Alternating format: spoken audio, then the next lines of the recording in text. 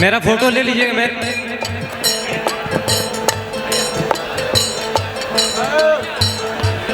हमार जिंदगी तर गई हमार भैया, जिंदगी तर गई। पावर ऐसे से शुरू होला ऐसे खत्म। जामकाउला से हुई बॉलीवुड में अरिजीत सिंह, अब पंजाब में सिद्धू भाईजान चले। अरे कि बॉलीवुड में अरिजीत सिंह, पंजाब में सिद्धू भाईजान चले। और जब बात भोजपुरी इंडस्ट्री क्या मिला, यूपी बिहार झारखंड के लोग यूपी के आसमान द पावर स्टार पवन सिंह देखा भोजपुरी के सलमान खान कहा चला। सबसे पहले अपन दिल में बसावे ले, दिल में बसावे ले। भैया एक बार गले मिलना चाहते हैं, एक बार गले।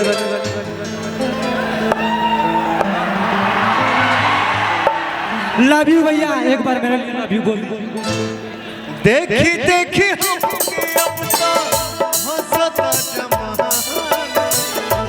पागल समान होते बहिनी दीवाना।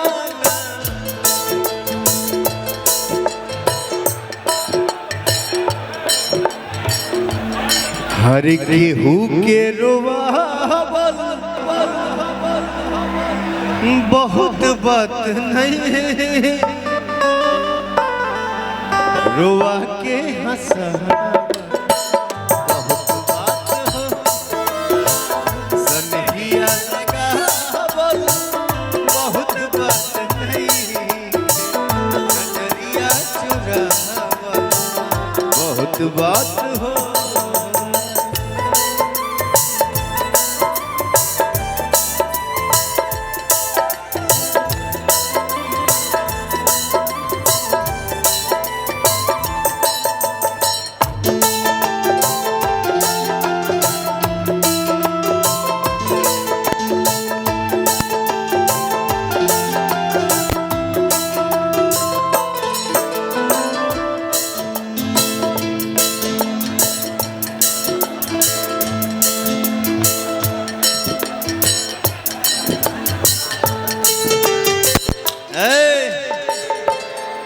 सुनिए जो तेरे दगा मैं कमा,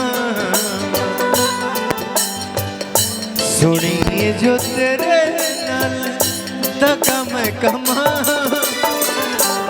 रब कर मैं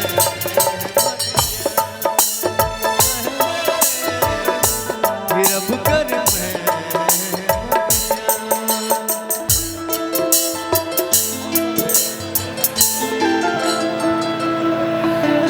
आप सभी के आशीर्वाद के दम पे, आप सभी के आशीर्वाद से ये हमारे बड़े भैया हैं राकेश सिंह जी, और लखनऊ में कुछ भी होता है तो भैया मेरे लिए खड़े रहते हैं। आप लोग अपना आशीर्वाद दुलार प्यार भैया पे बनाए रखिए। लव यू भैया।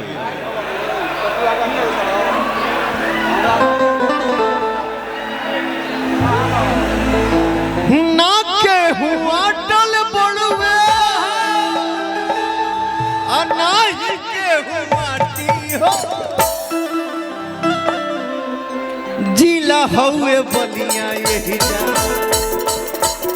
जिला हुए बलिया यही जा होले खाती हो, जिला हुए बलिया यही जा होले खाती हो, जिला हुए बलिया यही जा।